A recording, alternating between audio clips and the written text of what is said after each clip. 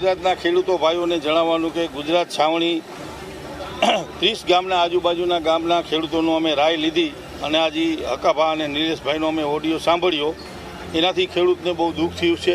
તેથી બધાય ખેડૂતોનો એવો આગ્રહ હતો કે ભાઈ બધું વિખાઈ જશે તો નિલેશભાઈને સમજાવી અને ઉઠાડી લ્યો, ને કે છાવણી વિખાઈ જશે. અને નિલેશભાઈની તબિયત પણ 5.5 ફૂટ કદાચ કંઈક હોય એવું છે. આના પહેલાં એ રિપોર્ટ એનો આવ્યો હતો, છતાં જતા નહોતા. અહીંયાથી અમે નિલેશભાઈને અત્યારે છૂટા કરાવી અને અમારો એવો આગ્રહ છે કે ડૉક્ટરની રાય લઈ અને એને પાલના જ કરાવી દઈશું. કોઈનું શરીર બગડે, કોઈના અંગ ડેમેજ થાય એવું આ જેતપર ગામ કે ખેડૂતો ઈચ્છતા નથી, બરાબર? એટલે એને અમે પાલના કરાવી દઈશું.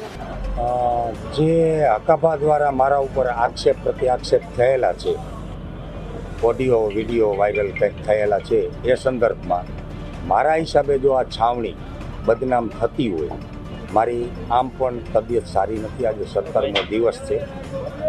મારી લોહીની ટકાવારી 5 થી 5.5% છે. ડૉક્ટરનો MD ડૉક્ટરનો અભિપ્રાય છે કે તાત્કાલિકના ધોરણે કિડની લીવર ઉપર સોજો છે, તો હોસ્પિટલાઇઝ કરવાનું એનો ફાઇનલ ઓપિનિયન્સ છે.